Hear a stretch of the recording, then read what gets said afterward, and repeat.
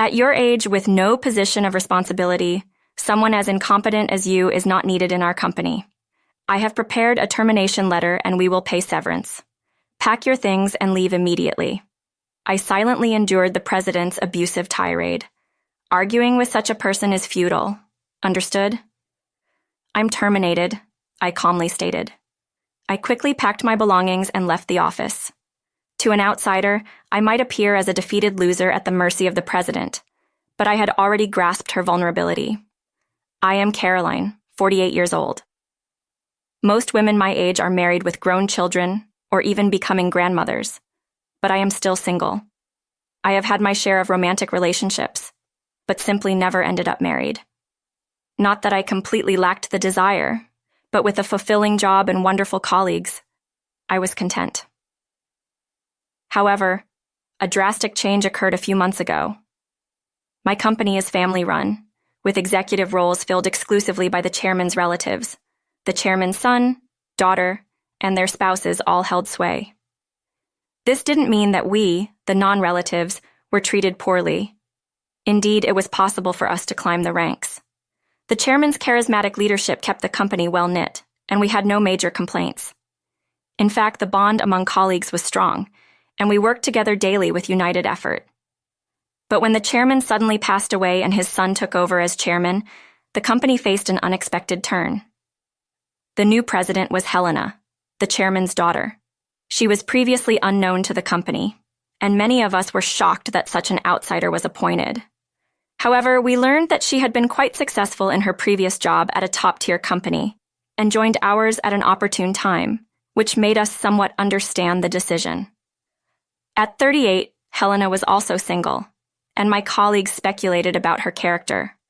Perhaps a dedicated career woman or a tough, cold person. However, her appearance at the inauguration was the complete opposite of our expectations. She looked more like a club hostess with high exposure, teetering on thin high heels and dangling large earrings. The strong perfume was noticeable even from a distance, causing many a grimace. Her speech, impacted by her appearance, felt shallow and lacked a sense of commitment and passion for the company, leaving me with a sense of unease. But worrying wouldn't help. Focusing on the work at hand, I tried to shake off the inauguration's aftermath and settled into my tasks. However, not long after, Helena, our president, unexpectedly visited our department. Tension briefly spiked, but she ignored everyone and made a beeline for a colleague, Cecil, announcing, "I like you. You stood out at the ceremony earlier. Cecil, such a cute name. How about joining me for lunch to celebrate my appointment?" Cecil turned pale and froze. Not just him.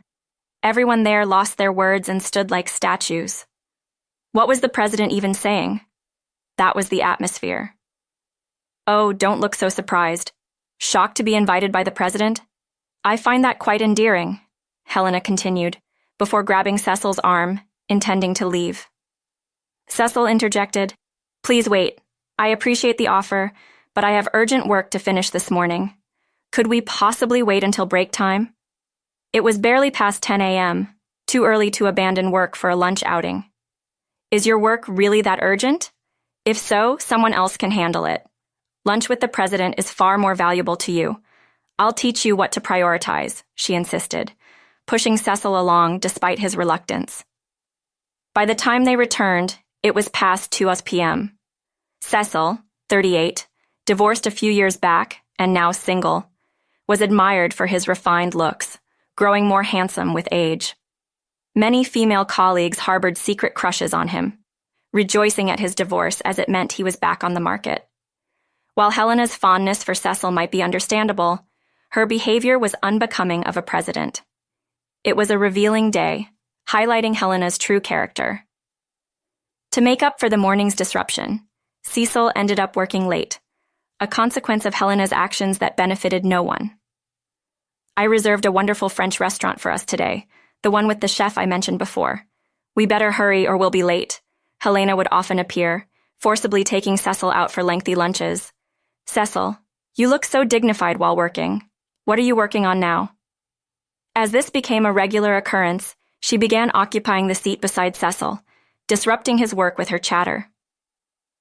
Colleagues displaced by Helena struggled to complete their tasks, often resorting to overtime. Gradually, a simmering discontent towards Helena grew among the staff. While no one dared to voice their frustrations openly, it was clear that everyone shared the same sentiment. When exactly does Helena perform her presidential duties? It seems like she's not taking her job seriously at all. That's the look my colleagues and I shared as we watched her. I was busy helping Cecil and others with their work and overtime. While assisting Cecil one day, I tried to lighten the mood. "Cecil, you've really been put through the ringer. It's tough being targeted by the wrong person," he responded apologetically. "I'm so sorry for causing everyone trouble. I really appreciate your help, Caroline, especially since you have your work too." "Cecil, it's not something you need to apologize for," I said. "It's all because of that out-of-touch president. Honestly, what was the chairman thinking, making Helena president? But keep that between us," I joked, sticking out my tongue, and Cecil gave a weak smile. It had been a while since I'd seen him smile. In fact, I realized that smiles had been rare in our department lately. How long would these days continue? The mere thought weighed heavily on my mind. Determined to break this cycle, I decided to consult someone about it: Carl, the chairman, and Helena's father. When I joined the company, Carl was the executive vice president, and we occasionally chatted. Now, as chairman, our interactions had ceased, but I boldly went to see Carl and frankly discussed Helena's problematic behavior. Knowing it might be impertinent, he was a dignified man, a son of the previous chairman. I hoped he would understand the employees' struggles, but Carl's response was dismissive. "I'm not here to listen to such complaints. You are to follow President Helena, work for the company, and earn your salary. That's all. It's simple." And with that, he sent me away. I realized then that Carl, who had appointed Helena as president, was just another fool. Disappointed and furious, I felt a surge of anger. The next day, Helena came again to invite Cecil to lunch, but our department was bustling with a crucial project deadline. Amidst the tense atmosphere, Helena's presence only fueled irritation, and some of my colleagues couldn't hide their annoyance. "I'm sorry, I really can't leave my work today. Could you perhaps dine alone?" Cecil tried to decline politely. Helena insisted, "It's fine. Someone else will cover for you. Hey, you there, take over Cecil's work." Unbelievably, Helena approached me and said, "Right now, both Cecil and I are swamped with work. No one in the department has the capacity to take on additional work." "I'm sorry, but that's not possible," I firmly replied. Helena widened her eyes in disbelief. "What did you just say? I heard you say you can't." Despite momentarily faltering under Helena's stern gaze, I knew I had to speak up. "I said it's not possible. Cecil's tasks today are critical, and I also have a pile of my own work to complete. Taking on Cecil's responsibilities is simply out of the question. Every time you pull Cecil away, our department's progress stalls, affecting the company's performance significantly. As president, you must be aware of this. We're even getting complaints about poor responsiveness from clients, and we're losing credibility. If this continues, we'll be overtaken by our competitors." I had let out my frustrations, but there was no turning back now. "Do you even know who you're talking to? You know what happens when you speak against the president, right?" Helena's voice, so different from the sweet tone she used with Cecil, was filled with intimidation as she retorted, "I'm speaking out of concern for the company. We're all striving to improve performance. I can't comply with actions that will hinder our success. We need Cecil at his desk right now." There was so much more I wanted to say, but I carefully chose my words, remembering she was still the president. "Is that all you have to say? I'm shocked to find such a lowly employee among us." Helena sneered, snatching my employee badge to read my name. "Caroline, huh? It figures you'd say such vulgar things. You're going to regret what you did today." Then, turning sweetly to Cecil, she said, "Cecil, let's try again tomorrow. I'll book an Italian place. My mood's been spoiled by this silly little scene." With a fluttering wave, she left the department. As Helena disappeared, applause erupted around me. Colleagues praised me, saying how refreshing it was and how cool I'd been, but I didn't feel relieved. Helena's words weighed on me. I knew this wouldn't end without repercussions. "Caroline, are you okay?" Cecil placed a comforting hand on my shoulder, looking at me with concern. "Are you okay, Caroline?" I know you spoke for all of us, but now you're in the president's sights. I'm on your side, though. If anything happens, I'll be here to protect you." His strong reassurance lightened my heart slightly. I was grateful for such a supportive colleague, though Helena's retaliation might start as soon as tomorrow. With these colleagues by my side, I felt ready to face it. However, Helena's actions were more straightforward than I expected. She showed up in our department the very next day to announce, "You at your age with no significant position, not proficient at work, just getting older and more on site. How dare you talk back to me? Someone who has remained a mere employee all these years is not needed in this company. Frankly, you're an eyesore. You're fired as of today. Pack your things and leave." I was astounded by the abrupt and harsh dismissal.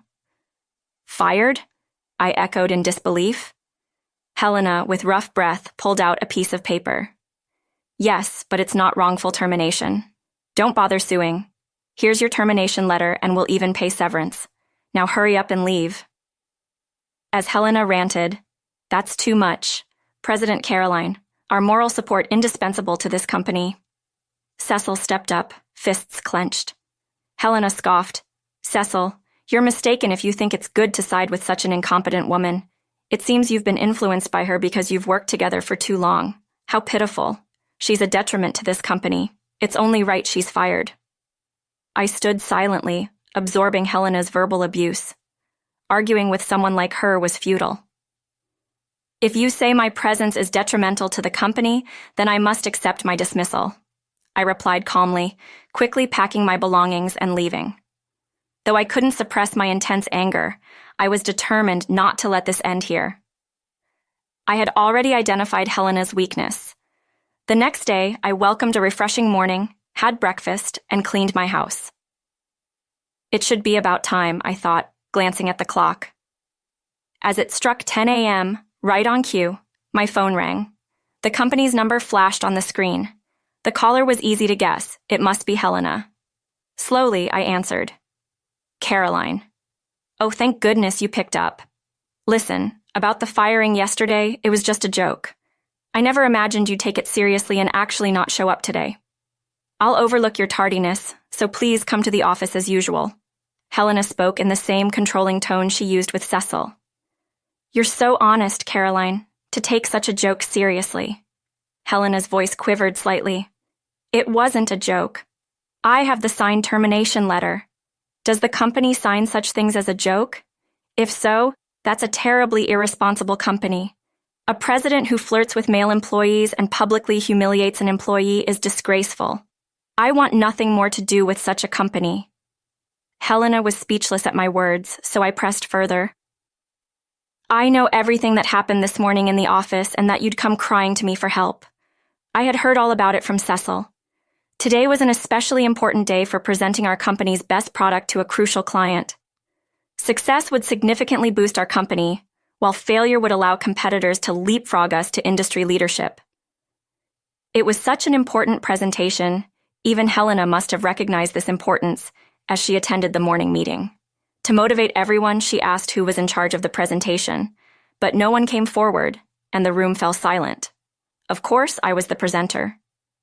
When Helena realized this, she panicked, but then asked if anyone else could handle the responsibility. But what Helena found in front of her were resignation letters from all employees. Seeing my dismissal, everyone had had enough of the company. Hearing this from Cecil, I informed Helena, "Please, if you're there, Caroline, the presentation can still go ahead. We don't have much time before the meeting with the client. I'll double your salary, and you'll be treated as a director. Please come back, please." Helena pleaded hysterically, almost incomprehensible. "Unfortunately, I have no intention of returning. Please handle it yourself. As president, you haven't worked properly and have been chasing employees around, decreasing performance. I don't think you have the capacity to manage it," I said before hanging up.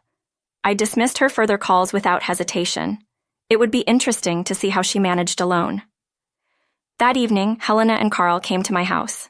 As I cautiously opened the door, "I'm sorry. I'm so sorry. Please forgive us," they pleaded tearfully. Apparently, the presentation had been a disaster from the moment Helena arrived alone. The client must have been skeptical.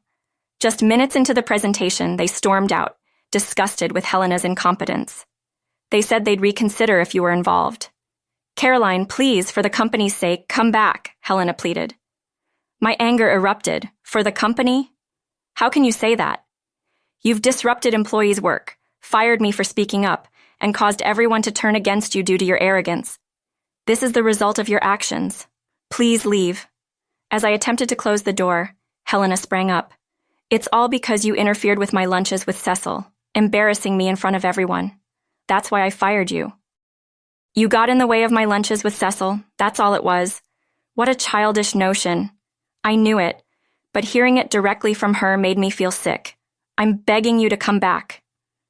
Suddenly, Helena lunged at me but was swiftly stopped by Cecil, who had come out of concern. Enough, please. I came because I was worried about Caroline. I can't believe it's come to this, Cecil said, surprising both Helena and me. Helena, let me make it clear. Dining or talking with you has been nothing but a pain. Because I have someone I like.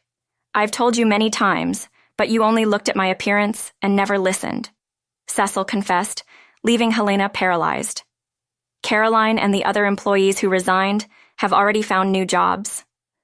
A competing company looking to expand was thrilled to hire us all. Everyone is talented, and they were delighted. Caroline and I are not coming back. You're the reason she was unfairly thrown out of the company. Please don't show up in front of us again, Cecil said firmly. Helena tried to say something but was pulled away by Carl, who was also pale. He was the fool who appointed Helena president and dismissed my desperate pleas. There's no room for sympathy without it supporting employees and missing a great opportunity. The company's reputation plummeted, leading to bankruptcy. I am sorry to the wonderful predecessor, but once the predecessor was gone, it was only a matter of time before it came to this. Helena and Carl disappeared, buried under immense debt, living lives I don't even want to imagine. Meanwhile, Cecil and I began dating. The confession that I was the person he cared for came as a sweet surprise. After years of working together, our relationship evolved from trusted colleagues to partners. I'm grateful I didn't rush into marriage when I was younger, as I've now found the best partner later in life. Life is unpredictable. Maybe Cecil and I will get married. That's what I've been contemplating recently. All right, everyone's presentations are done, Nick, the manager, said as he tried to move the discussion forward. Excuse me, I haven't. I recently found out something. Nick interrupted me and began to speak. There's apparently someone in this department who didn't graduate high school and is just a part-timer. Meetings should be for employees only. Absolutely right. His lackey, Mike, of course, agreed with Nick. I'm leaving. After leaving the meeting room, I started to shut down my computer. I noticed that an email had arrived, not in my personal inbox, but in the company's shared email. Thinking, there's no point in speaking up, no one will listen, I went home quietly. The next day, I heard a commotion from Nick's desk. He was staring at his computer screen, his face pale.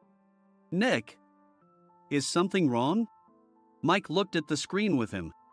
And he turned even paler than Nick. Why is he so angry? Knowing the reason for Mike's distress, I thought to myself, serves them right.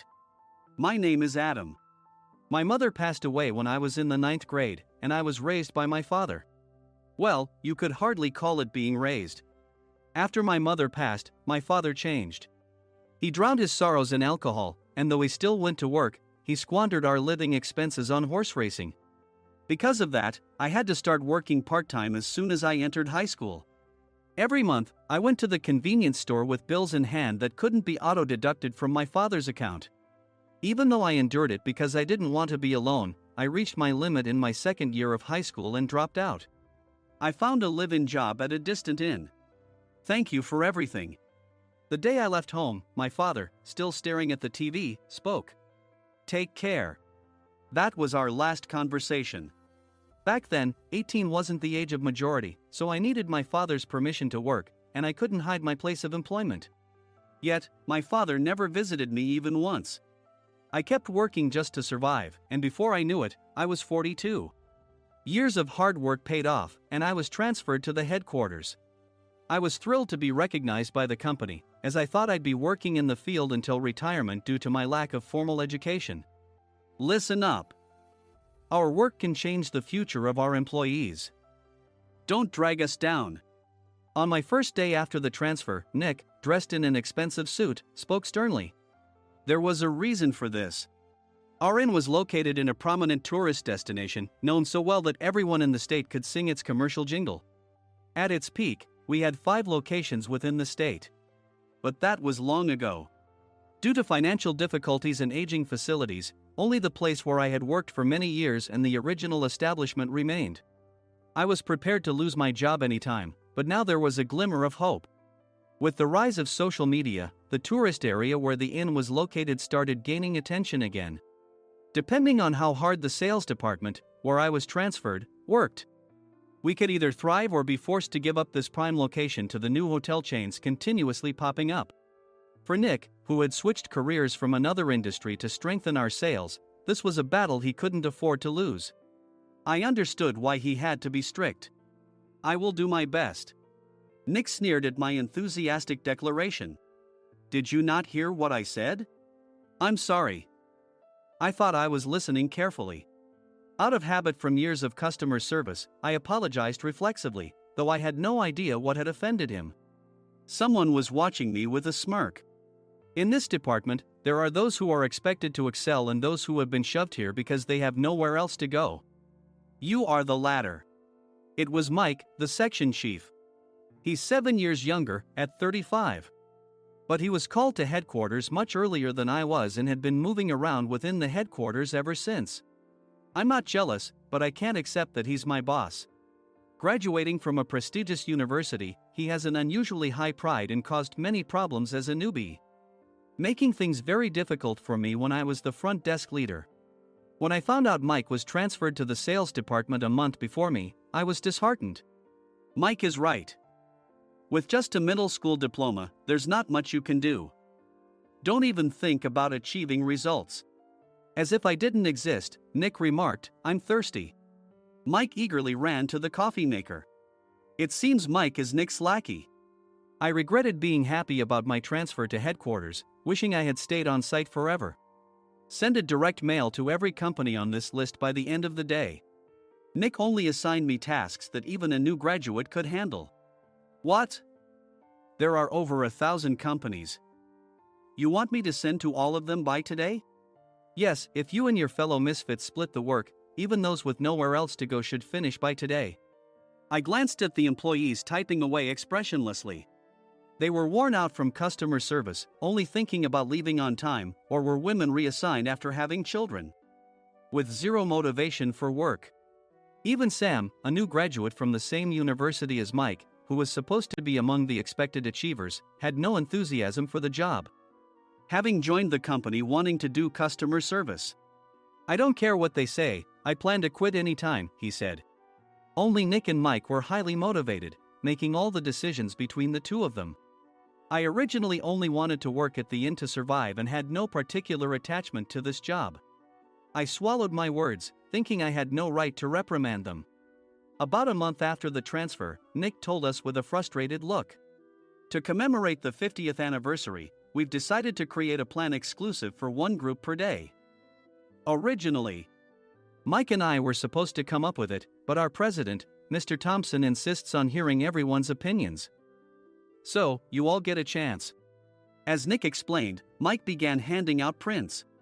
Make sure not to embarrass Nick. If your ideas are half-baked, you'll have to redo them. It seemed that they had printed his handwritten notes by Mr. Thompson, which included several questions and a section for free responses. It made sense why Nick had to seek our input, given that all responses had to be submitted to Mr. Thompson. We were given a week to think about it, and a meeting was scheduled to compile our ideas. My plan is to let guests enjoy both the old and modern America. Nick began the presentations. Guests would watch a master confectioner at a nearby traditional sweet shop make sweets in front of them. The welcome drink would be premium tea in a bottle. Nick's plan was certainly attractive. After his presentation, Nick called on us to present in the order we were seated. Just as I stood up for my turn. All right, everyone's presentations are done. Excuse me, I haven't. I recently found out something. Nick interrupted me. There's someone in this department who didn't graduate high school and is just a part-timer. He was likely talking about me. I joined the company as a part-timer and was made a full-time employee when I turned 20. That was 20 years ago, so Nick and Mike probably had no chance to know until recently. Meetings should be for employees only. Absolutely right. After that, Nick kept creating opportunities to solicit everyone's opinions, purposefully excluding me from speaking. The meeting unexpectedly heated up and went past the scheduled end time. A few people asked to leave, and the discussion continued with the remaining few. Still here? Normally, you'd leave in that situation. Though I had no attachment to the job initially, hearing kind words from customers made me want to make them happier. For someone like me, with nowhere to go, the inn was my home and customer service was my life. I felt pathetic about my current self. I'm leaving. I left the conference room and started shutting down my computer. I noticed an email had arrived, not in my personal inbox, but in the company's shared email. Thinking no one would listen to what I had to say anyway, I quietly went home. The next day, while preparing the DM as instructed, I heard a commotion from Nick's desk. In his haste to stand up, he hit his knee on the desk. He stared at his computer screen, his face pale. Nick! What's wrong? Mike, thinking he should be the first to rush over, approached Nick while still wearing his coat. He peered at the screen with Nick. And he turned even paler than Nick. Why is he so angry? Who is responsible for this company? Nick, more irritated than ever, asked, and Mike answered without checking. Probably Sam. Sam wasn't there because he was attending a morning training session for new hires. Nick gave up on getting angry and returned his gaze to the screen. They were looking at an email that arrived right after the end of the working day yesterday. Apparently, no one, including me, had checked it before leaving. The email was from a large company that used us for their annual employee trips. The president and executives of that company also frequently used our services personally. President of the company, Mr. Mason himself, had declared that neither he nor his company would ever use our services again. Well, some companies cancel their employee trips or stop using our services due to financial struggles. Let's just move on. Mike kept wiping the sweat from his forehead with a handkerchief. Knowing why Mike was so agitated, I quietly watched their interaction. Do you know how much revenue we get from that company? We can find other guests to fill the rooms, but we'll lose the banquet costs, gift shop revenue, rental car fees, and more. Moreover, the gifts were supposed to be prepared by the traditional confectionery shop involved in Nick's proposed plan. If it's known that we incurred such a huge loss at this critical time, Nick's position in the company would be jeopardized. Nick took a deep breath, seemingly trying to calm himself. All right, Mike. Go to New York right now and apologize to Mr. Mason. What? You're coming with me, right? I have urgent work to do. I trust you, which is why I'm entrusting this to you. Please. Mike, believing Nick's sincerity, agreed with a determined look on his face, saying, yes. That's Nick for you. Even if Mike went to apologize, Nick would shift all the blame onto him if the client didn't change their mind. Well, it was Mike's fault to begin with, so it served him right. About 3 hours later, Sam answered a call from somewhere and repeatedly apologized, saying, I'm very sorry. Everyone watched to see what was happening. After ending the call, he informed Nick with a weary tone. When Mike arrived at the client's company, he only made things worse, further infuriating Mr. Mason. He was demanding, get his boss here immediately. It was no wonder Sam was exhausted, dealing with such a call right after returning from training. What is that idiot doing? All right, Adam, you're coming with me. If sacrificing Mike didn't work, then I must be next. Normally, I'd want to refuse at all costs, but I saw an opportunity in this situation. If I can be of assistance, I'd be happy to join you. I immediately followed Nick, and we flew to New York. When we introduced ourselves at the reception, it became clear how serious the situation was. As the receptionist personally escorted us to the president's office. Angry voices leaked through the door, making both Nick and me uneasy. Excuse me. I'm Nick, the supervisor. I understand my subordinate has caused you trouble, and I deeply apologize. Nick, with his experience in the corporate world, knew enough to offer an apology before excuses. However, his customer service skills left much to be desired. I sighed as I saw Mike trembling like a small dog in the corner of the room. "What kind of training are you giving your subordinates?" Mr. Mason glared at Nick with a red face. The intensity of his gaze made even Nick take a step back. Regrettably, I joined this company only 2 years ago and was unaware of Mike's issues. I should have identified his shortcomings sooner. Indeed, I should have realized sooner. No sensible person would come to apologize and then give a lengthy presentation on the drawbacks of not using their in. Nick froze, his mouth slightly open. Suspecting the worst, I picked up the documents that had fallen to the floor. It seemed Mike hastily prepared these documents on the plane, listing the disadvantages. Disadvantage 1: if you change the venue for the company trip, employees might suspect it's for cost-cutting reasons, leading to a negative impression.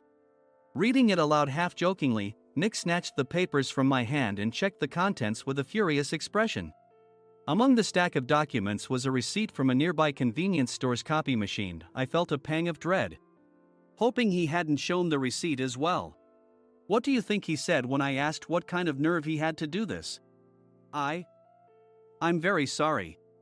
Faced with the dire situation, Nick must have thought there was nothing left to do but apologize. In a voice smaller than I'd ever heard from him, he uttered words of apology. He said, "I'm a Harvard graduate. I don't believe I said anything wrong." "Mike, what have you done?" Forgetting his plan to pin the blame on Mike, Nick yelled loudly, even in front of Mr. Mason. "I didn't do anything wrong." "You're still saying that? Look at him." Mike pointed at me with a shaking hand. "I was assigned to headquarters in my 20s and now I'm a section chief. This guy only made it to headquarters at 42. Everything I've done proves I was right. So why are we losing the contract?" Having said his piece, Mike collapsed to the floor. "Of course. You were sent there because you had nowhere else to go." Mike never expected to hear such words from someone he looked down upon. He lunged at me, and Nick hurriedly stepped in to stop him. "Mr. Thompson told me Mike is a quick thinker, and to take good care of him." There's no way he was pushed aside. "Don't make things worse here. He didn't say quick thinker, he said only quick-witted, didn't he?" I don't remember that part." I recalled the many troubles Mike caused when he was a newbie. When Mike was on the front line, his pride was so high that he never apologized to customers. Customer service, especially in our job, doesn't work alone. It brings both good and bad situations. If the front staff or housekeepers made mistakes, or the cleaning company didn't properly clean a room, one had to apologize to the customers regardless of personal fault.